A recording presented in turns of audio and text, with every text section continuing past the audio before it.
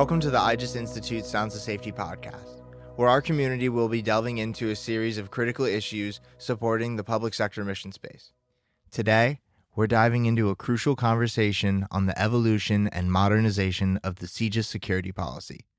Leading this discussion is Larry Zorio, chair of the IJIS Cybersecurity Working Group, alongside our esteemed guest, Gerard Gallant, chair of the Institute's CJIS Security Policy Working Group. Together, they'll break down key priorities agencies should focus on to strengthen their understanding and compliance with this constantly evolving policy. Stay tuned for valuable insights that will help enhance the security of criminal justice information for agencies across the nation.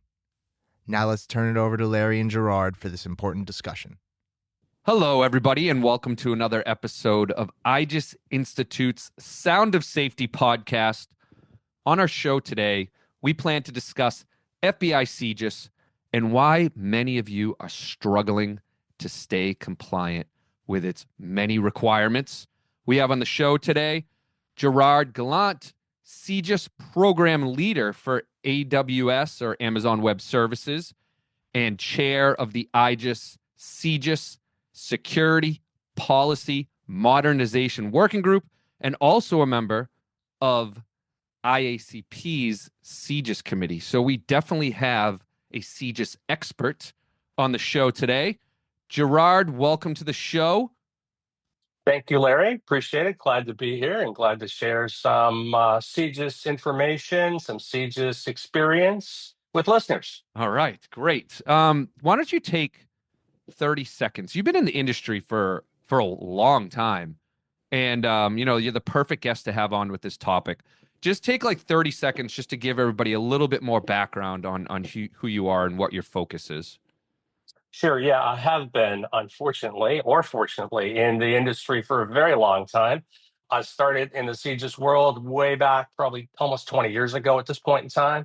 My role today is I help customers who are Amazon Web Services customers. I help them understand how to consume services in AWS and be compliant to the FBI CJIS security policy.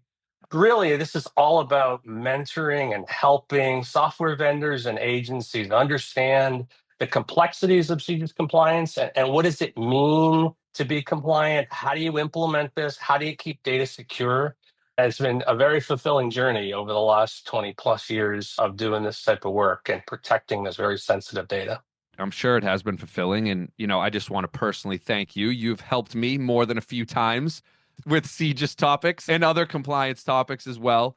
All right. So for the audience, let's say someone's completely new to public safety. And I do want to start at the beginning. Just explain to people, what is CJIS? That's a big topic. It's a loaded one. It's a loaded topic. Yeah, it is. If you think of CJIS, think of a number of facets. Facet number one is actually the largest division of the Federal Bureau of Investigation, of the FBI. CJIS stands for the Criminal Justice Information Services Division. It is a division of the FBI located in Clarksburg, West Virginia. And it is the largest division of the FBI, and it was in the Rolling Hills, West Virginia. Beautiful, beautiful area.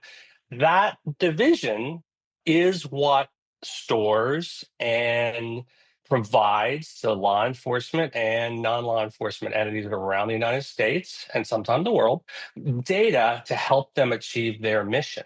So, as an example, criminal justice information could be biometric data, could be fingerprints, could be criminal history data, could be property, case, incident. That type of data is called criminal justice information.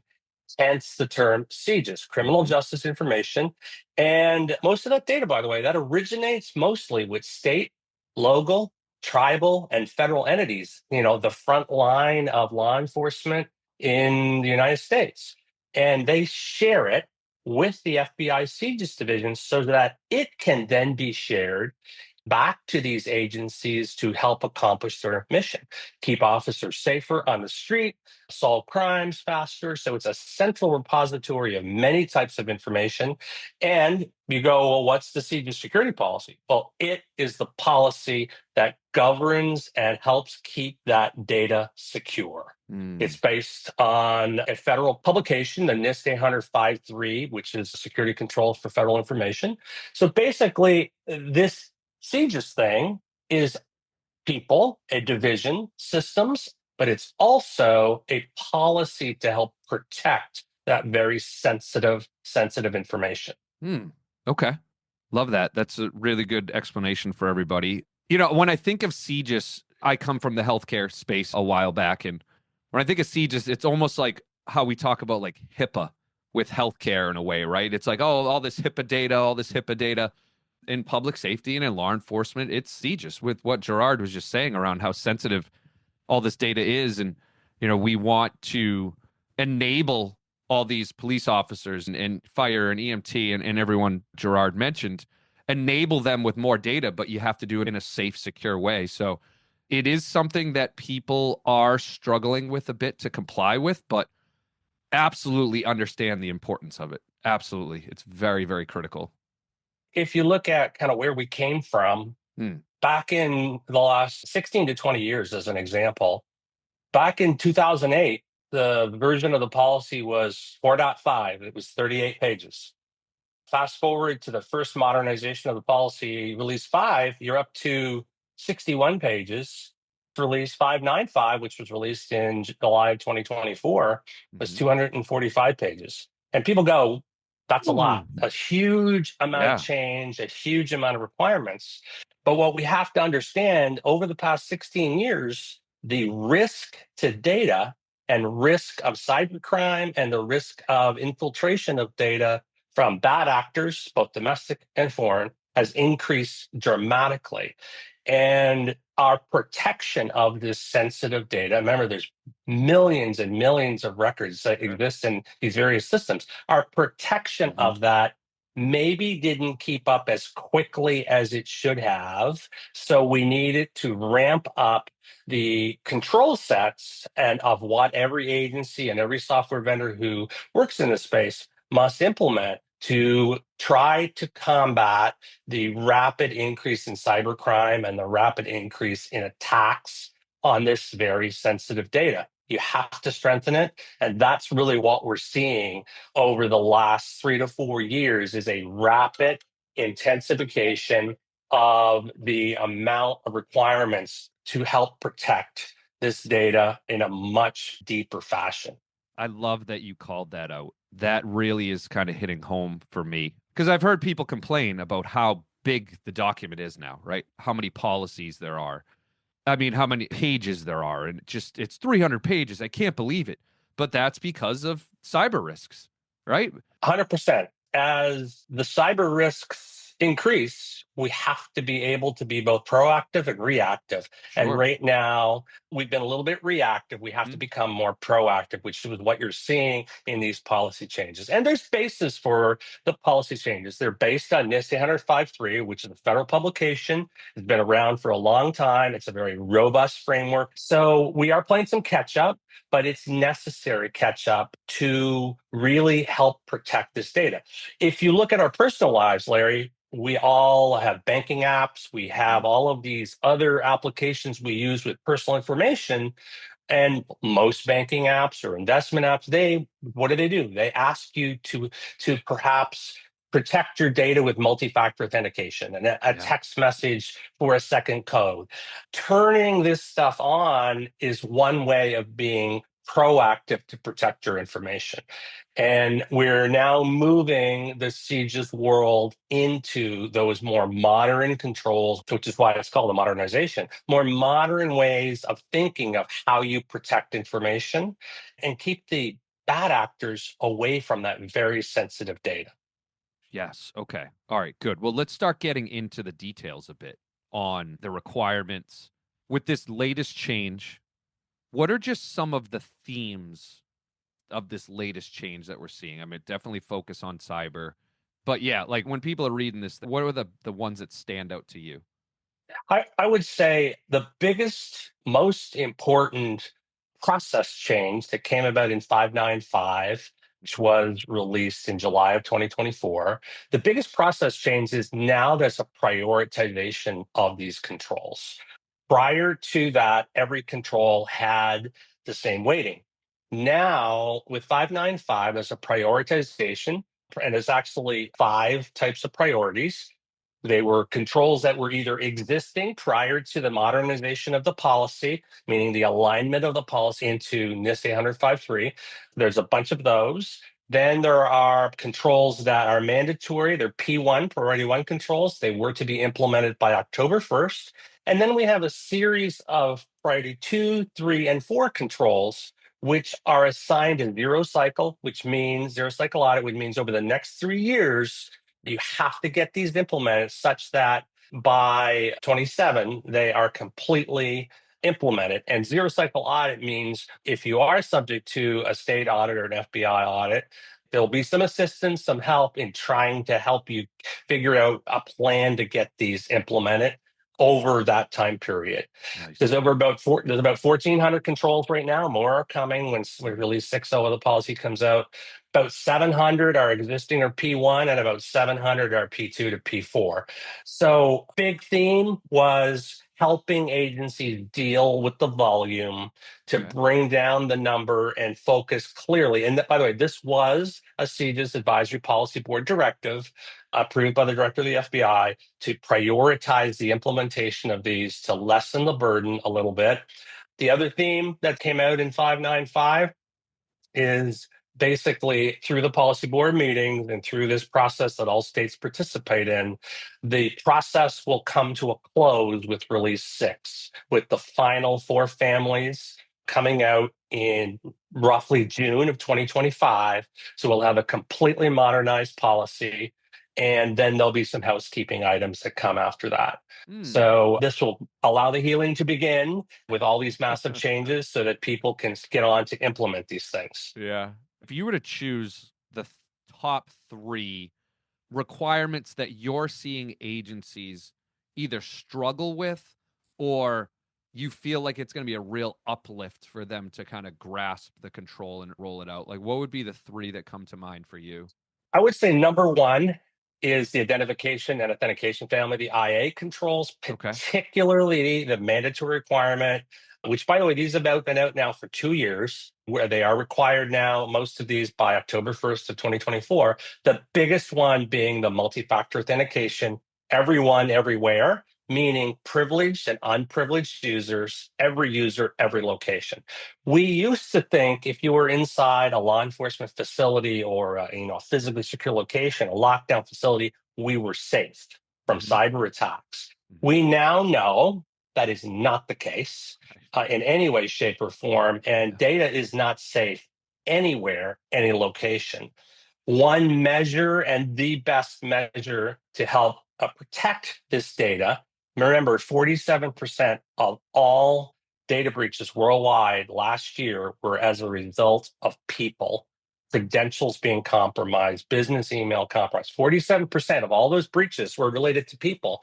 If you can take one step towards protecting against people creating and people losing tokens or losing their authentication, multi-factor is that, because a cyber criminal is very difficult to hack someone's data if an appropriate level of multi-factor authentication, because you need to know 2 factors to get in, not just a simple password as an example. So I would say that's number 1. The second one that's been challenging because it requires speed and it requires a lot more in-depth analysis is vulnerability scanning and monitoring. Critical defects and critical issues found in any system that has CJIS data now must be fixed within 15 days, and high risks must be fixed within 30 days. When you think of the cycle, this is not like downloading an update online. Some of these are CAD systems or record systems or fingerprint systems. There's complexity involved getting critical and high fixed quickly, and likewise flaw remediation and system integrity. Getting those fixed quickly under that time frame is challenging, and it's going to have to put a new mindset into agencies to help them really understand the importance that they really need to be doing this every day and thinking about the health of these systems every day, hopefully through automated tools. Because if you're not thinking about them, defects and latent challenges, vulnerabilities are going to be there, and you're not going to be able to meet the policy requirements. But probably most importantly, it creates a vulnerability that can be compromised and can be taken advantage of. Okay. Yeah, I think if I'm an agency and I just heard what you said around how I need to put these in place and I need to do them every day, that to me is a bit nerve-wracking. It really is. It's very nerve-wracking because you may be used to a system, and let's face it, the vast majority of these systems are purchased from vendors. They're purchased from vendors. Some are homegrown and some are modern, brand new systems that are created, but they're purchased from vendors. So my recommendation would be work with your vendors, work with your software vendors, work with your cloud providers. Try to get a process in place if you don't already have one. Go to your IT teams, and let's face it, the vast majority of agencies in the United States are smaller. Come up at least with a plan. How will you do this? Go back to your vendors where you buy these solutions from. What do they have to offer? What would they recommend? Because doing nothing is a recipe for data being compromised. And there are solutions out there, and your vendors, they're professional in this space. They can help you understand what they offer and how they can help you meeting these requirements. Yeah, I love that suggestion. Let's just use the vulnerability management example that you brought up. If you have servers that are in your basement or in a closet down the hall or in the basement, you need to be scanning those. And Gerard just said every day. You need to be scanning those every day looking for vulnerabilities, because vulnerabilities come out every second of every day. And you touched on like leaning on your vendors, especially some of these modern vendors, like even the ones that are in the cloud. And I'm going to pose this question to you, but I'm pretty sure I know the answer. Is it safe to say that especially some of these modern cloud vendors, you can actually push some of these controls to them? Like, for instance, the vulnerability one, like if you're not managing your server and it's in the cloud and the vendor is managing that server for you, 100%. well, then and I you would should say be pushing that vendor to be doing vulnerability scans regularly. Is that a true statement? Okay. Yeah. If you're talking a SaaS vendor, a software as a service vendor, right, where let's say you have a solution that's cloud-based, an RMS solution, that should be something that software provider does regularly. Every day, they have defenses in place. Ask questions about that. Let's say you build your own solution in the cloud. Let's say an agency builds their own. They use a cloud provider to build their own. Then you, as that agency, then you're responsible for it. But most cloud solutions these days that you build have the ability to turn on other services to check your instances for vulnerabilities, to put front door controls and backdoor controls in place that you can easily turn on. Much like your servers in the basement, if it's an on-premise environment, right? There's software you can install to do this automatically and report back to you. So the same applies, but push your SaaS vendors and even push your other vendors. If you're in the cloud, make certain they do this every day and ask for reports. Ask, did you find anything? Are you fixing it? Yep. Report back. So 100%. The agencies don't have to do this all on their own. Sure. All right. But let me flip the question on you now. What would be the 2 or 3, let's call them must-do controls? And maybe even some of the ones you mentioned are going to be must-dos. So those might be difficult, but they are must-dos. But what are your top 3 must-do? Like after someone listens to this podcast tomorrow, they should start trying to roll out. I would say, although one of the most challenging ones and the one that's caught the most amount of flack, frankly, from agencies, the one that's front of mind is multi-factor authentication. Yes. If you do one thing, figure out your multi-factor authentication strategy. It sounds difficult. It's not overly difficult, but figure it out. It's a lot easier these days than it used to be back 10, 12 years ago when you had RSA fobs and all these hardware things you have to do. There's all sorts of software-based tools that are relatively inexpensive. Figure out your multi-factor authentication, meaning user ID, password, and some third factor like a software application on a telephone, one installed on a PC. Figure that out, because that is something that, remember, 47% of all data breaches were traced back to people. If you can protect the access that your people have by adding a second factor to that access, it's one less thing a cyber attacker needs to get. And generally speaking, those are independent, much harder to attack. I would say the second most critical thing, a little more challenging in on-premise system, but the second most critical thing is understand where are you encrypting. We used to think, hey, it's on-premise, I'm good, I don't need to protect anything. We now know, hopefully everyone agrees, we now know that is not the right thing to do. Ask your vendors, figure out how you encrypt your data on disk, whether it's in the basement, in your data center, in the cloud. Encrypt that data. Because if data is compromised, people's identities are compromised, which is, remember, that's the vast majority of cyber attacks happen.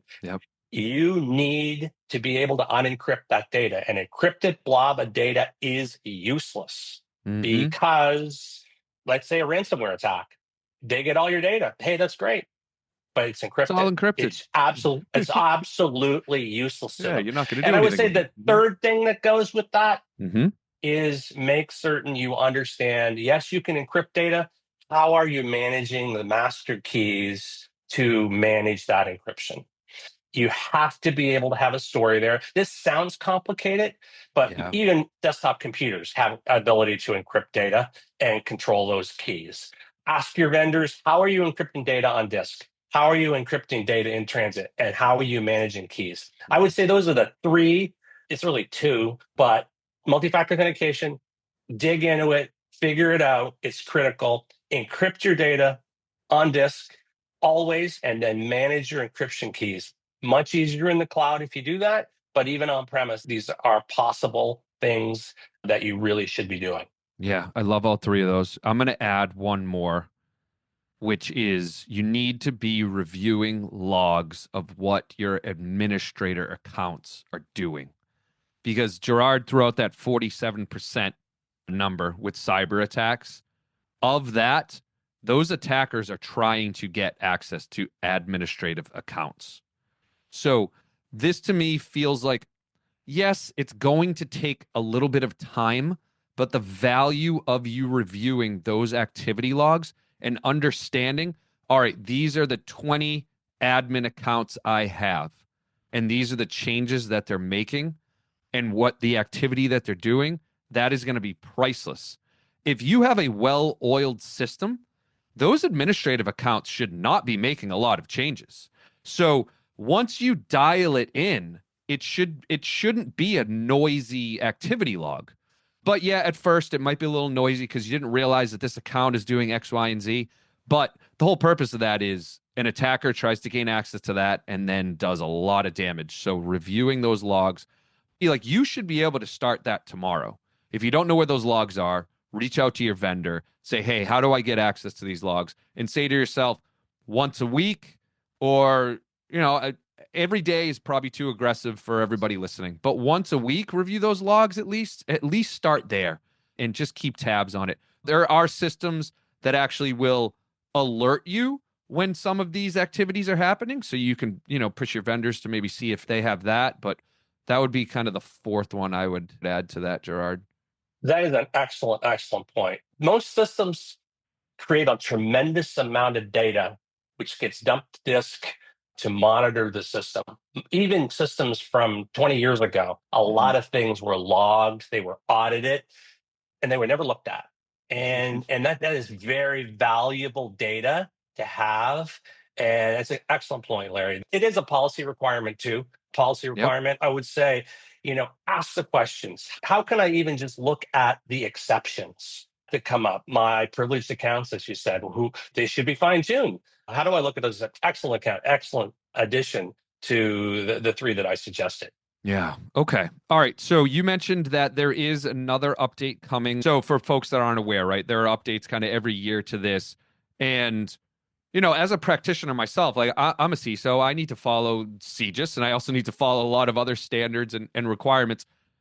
How do people just stay compliant and stay up to date and continually kind of progress towards this? Do you have any suggestions for people who are maybe like just annoyed that there's an update every year and, oh geez, I got to do more and I got to do more of this? And any suggestions you have for them on tracking it all and managing it all? I would say the pace of change we've had over the last 3 years has been rapid. In all the years I've been doing this, it's the largest changes we've ever had in the policy. But if you harken back to what I said earlier, we had some catch up to do Yep. because the pace of cybercrime was increasing dramatically and we had to catch up. The regular cadence that we used to see, a yearly minor updates, will start again in 2025. The change, when 6.0 gets published, that'll add 4 control families. And then things will slow down significantly and we will get into getting this implemented, getting this up to date. What I would say is keep informed. The FBI CJIS Security Policy website is a great place to monitor for updates. That site has a companion document in Excel and also has that same companion document, much easier to read. Reach out to your information security officer at your state because they're plugged in. They're plugged into this whole process. That's a good point. Ask your vendors and just continue just to try to keep informed about where things are at with the CJIS policy. That Security Policy Resource Center on the FBI site, also available on the internal sites for law enforcement vendors on the portal. That is a great place to see these updates because they're officially published there. Perfect. And just keep asking your vendors, asking your vendors and asking your staff, are we up to date or do we have a plan to be up to date? All right. So for those that have listened to previous episodes of this podcast, I'm going to sound like a broken record. So I apologize ahead of time. Gerard, love those suggestions, right? You need to be pushing your vendors. You need to be looking at updates. That website's awesome. But I'm going to go a different direction. Everybody listening, you need to decide on a framework that you are going to follow at your agency. We talk a lot on this podcast around NIST, and NIST maps very nicely to CJIS.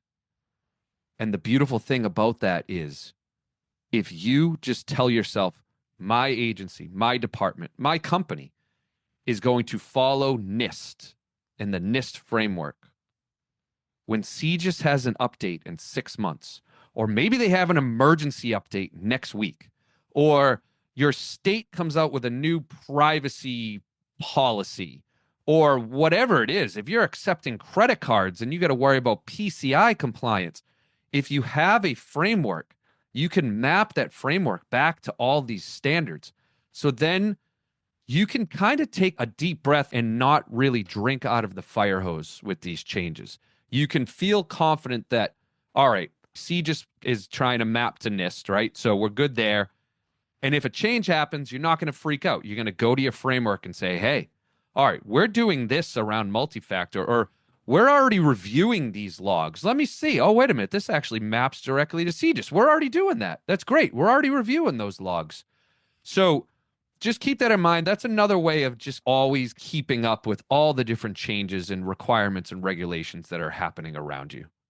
100% agree. I would say it maps very closely. The new CJIS policy modernization is based on NIST 805.3 Release 5, and it is moderate baseline controls. Perfect. There's low, moderate, and high, so you can disregard the high baseline controls. It is based on that policy. That policy is readily available, and there's companion guides, etc. for it, but it is based on the modern baseline controls. Choose something. That is a great place to start. It's well understood in the industry. It's well understood by your software vendors. And although it is a large amount of controls, it is a framework. It is a methodology by which you can help manage your security controls of your agency.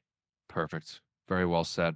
We're going to be wrapping it up in a second, but I do want to talk about your IJIS working group that you chair, CJIS Security Policy Modernization Working Group. What are you guys doing in that working group. Yeah. Realizing the degree and the extent of changes that are happening, all volunteers, we are producing companion guides. So Okay. each of the sections will have each of the policy areas. The control families will have a companion guide. There's already been a few published to the IJIS website, and we will add another 4 or 5 more in the coming weeks, and then we'll go down to P2 controls. These companion guides are kind of a little primer on the changes that are made, the changes in the policy from what it used to be. So when media protection came in, what are the new requirements that came in? It doesn't go into a huge amount of detail about the requirements, but it helps you at least see, oh, okay, here are the changes in this policy section. That's one thing we're doing. We also published with IJIS guidance. Each of the policy areas or control families now have a requirement to create a policy. Control number one in each one is you must create a policy. Well, NIST published model policies. Those are available both from your state information security officer for CJIS. They're also on the IJIS Institute's website. They are hosting these model policies. Nice. So if you need to make a model policy for access control and you've never seen one before, there is the NIST model policy on access control that you can edit and fine tune to your agency specifics. That is fully hosted on IJIS website, so you don't have to go hunting for them. They're a little hard to find on the NIST website. IJIS has them there. In summary, companion guides to help ease some of the change burden and these model policies, which are NIST, but we've hosted them on the IJIS website. Listeners, please, please, please take advantage of those policy templates. When you're putting together controls, like, I'm going to say it, the most unsexy thing that you're doing is writing that policy. Everyone puts it off. No one wants to do it. And Gerard just talked about a gift that IJIS is giving you and your CJIS contact in every state. Take advantage of those. That is a cheat sheet. Just go and grab them and adopt them. Change the name at the top, maybe fill in a few different contact information throughout it, and you're good. All of a sudden you have what, Gerard? How many of those policies are there? Like a dozen or more? Yeah, I think there's about 15 of them. 15. Yeah. The other thing I would say is because these CJIS requirements are now NIST 800-53 requirements, that is the same requirement framework that the FedRAMP for federal entities use. So if you're looking at a requirement and you're like, I have no idea what this requirement means, plug it into your favorite search engine. I will guarantee you that someone has written about that requirement and how it's implemented and what it means. Because these requirements have been around for a very long time. They form the basis for the federal government's FedRAMP program since the Obama administration. Mm-hmm. I will guarantee you, plug it into your favorite search engine, you will find good information on what does that requirement mean and maybe some tips on how you implement it. So gone are the days of, oh, this is a CJIS requirement, doesn't exist anywhere else, but in the CJIS policy, there's a tiny amount of those left. Vast majority are NIST requirements. Plug them into your favorite search engine if you're trying to figure one out, and ask your vendors and ask your cloud providers also. Love that. Love it. All right. Do you have an ask for the audience around your working group? Could you use more members? Could you use more help? Absolutely. If you've got a passion for CJIS security and protecting this sensitive data, we could absolutely, we're all volunteers. Doesn't take a lot of time. Always looking for volunteers. If you have a passion for this and can spare some time, not a huge time commitment, we'd appreciate it. All right. Everybody reach out to IJIS and get involved, please. All right, Gerard, thank you for the time today. This was great. This is a really good primer for CJIS. I actually think this is going to set us up for some additional episodes. This is always a hot topic. CJIS, any conference that I go to in this industry, the CJIS topics are always hot. Everybody's always in there, always asking. So there is definitely a demand out there for this information. Thank you for this. We're going to be doing more, listeners, so please stay tuned for more episodes around CJIS. Thank you for tuning into today's episode of the Sounds of Safety podcast. Be sure to stay connected with the IJIS Institute on LinkedIn and X, and don't forget to subscribe on Apple Music, Spotify, or your preferred podcast platform to catch future episodes. From cybersecurity to artificial intelligence and deep dives into critical national data sharing initiatives, the Sounds of Safety podcast has you covered. Until next time.